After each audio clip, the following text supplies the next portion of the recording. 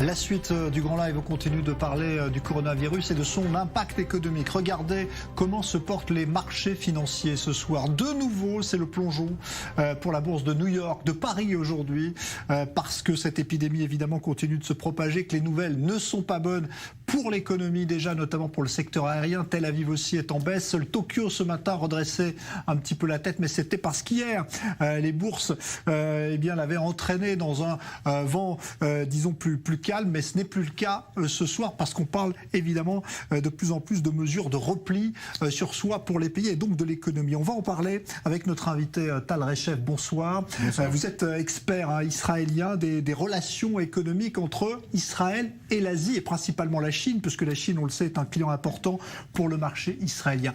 Est-ce que vous diriez ce soir, avec ce qui est en train de se passer, avec ce coronavirus qui continue, qui s'étend, que Israël pourrait, alors que l'économie se porte bien, on le dit régulièrement, pourrait entrer en récession ?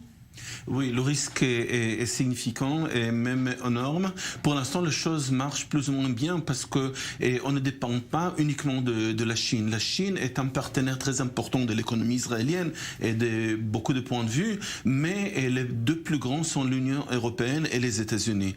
Quand même, il y a un résultat de problèmes chinois et sur l'économie israélienne. Et le plus que le temps passe, le plus que le résultat devient plus important, mais puisque les derniers jours ou la dernière semaine commence le problème du virus et en Italie, en autres pays européens occidentaux et les États-Unis dernièrement, là ça risque d'être même la cause d'entrer dans une récession, pas moins. Ouais. Alors, c'est vrai qu'on ne parle plus maintenant trop de l'épidémie en Chine, parce que c'est là que tout a commencé, mais ça ne veut pas dire que pour autant, là-bas, la situation est réglée. Il y a toujours des problèmes pour l'économie chinoise, notamment dans les échanges avec Israël. Ça, vous le constatez aujourd'hui, rien n'est rétabli, en fait.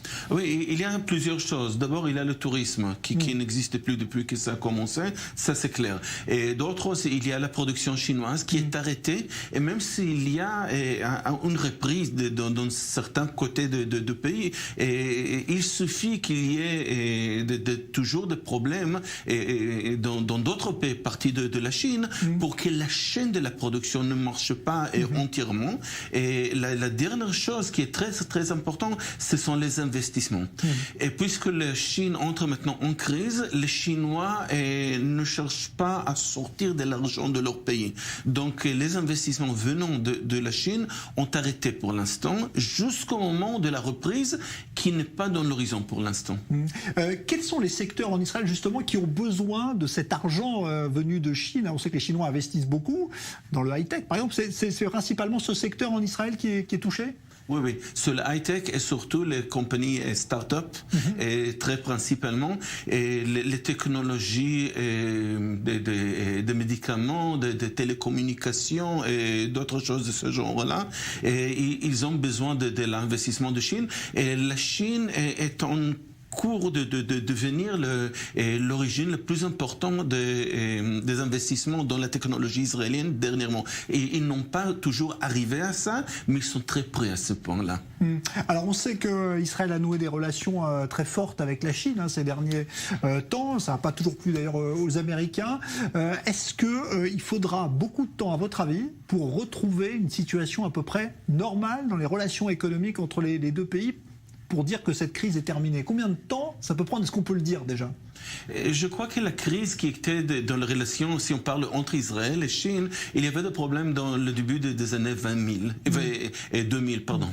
Et il y a longtemps, et déjà 20 ans depuis la crise, je crois que la crise est disparue. C'est toujours de la conscience, surtout des Chinois, mais je ne vois pas les effets dans le comportement quotidien. Et la chose la plus significante, dernièrement, c'est la crise entre la Chine et les États-Unis, qui a beaucoup d'effets sur le comportement d'Israël, parce qu'Israël dépend beaucoup des États-Unis et essaie de ne pas faire avec la Chine des choses qui peuvent être un problème pour les États-Unis.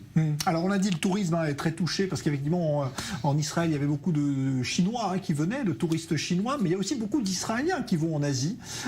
Et là semble au bord du gouffre. Est-ce qu'à votre avis cette crise pourrait toucher la compagnie israélienne au point qu'elles soient en situation très grave. Est-ce que c'est déjà le cas? Oui, c'est déjà le cas. Et ils ont déjà commencé à licencier des gens, ils ont déjà arrêté de vol, et ils ont diminué leur activité, pas seulement avec l'Asie, mais aussi avec destination européenne. Mais c'est pas un problème spécifique de là, c'est un problème mondial. Et on parle d'un arrêt d'un quart de l'activité de compagnies aériennes dans le monde entier, pas seulement en Asie, dans le monde entier, 25% et de diminution de l'activité, c'est énorme. C'est peut-être la crise la plus grave depuis, je ne sais pas, des douzaines d'années. On parlait de la Chine, mais il n'y a pas que la Chine pour Israël en Asie. Il y a des marchés comme la Corée du Sud, le Japon aussi, où il y a une activité économique importante dans ces pays-là qui sont touchés aujourd'hui, la Thaïlande aussi. La Thaïlande, l'Inde aussi, Vietnam, tous ces pays-là sont des partenaires économiques d'Israël. Et moins ou plus, ça dépend de quel pays, ça dépend de quel secteur aussi. Il y a beaucoup d'activités militaires, des ventes de produits militaires avec l'Inde et avec le Vietnam aussi, mais aussi avec beaucoup d'activités agricoles. Donc les gens en Israël qui travaillent dans le développement de ces technologies-là, elles sont gravement affectées. Il y a des crises régulièrement, on le sait, qui touchent l'économie. Vous qui avez un peu de recul, vous diriez que cette crise-là, on peut la comparer au krach boursier qu'il y avait eu en 1929 aux États-Unis, ou est-ce que c'est pas encore aussi grave? C'est pas encore aussi grave, mais c'est tout ce que je peux dire parce que je ne sais pas. Si demain on trouve une solution au virus d'une manière ou autre, génial. On peut dire que tout cela est derrière nous et on reprend l'économie et tout ça sera bien dans un mois ou deux. Mais si on ne trouve pas et si on arrive à l'été et les prédictions que le virus ne va pas survivre dans la chaleur de l'été vont pas être achevées, et là on risque d'entrer dans une crise, une des plus graves qu'on a jamais eues. Merci beaucoup. On espère qu'on ne va pas en arriver là. Évidemment. Je suis d'accord. Merci beaucoup, Tal Reshef. Je rappelle que vous êtes expert israélien des relations économiques entre Israël et l'Asie, justement, donc l'Asie d'où est venue cette épidémie de coronavirus. On va maintenant parler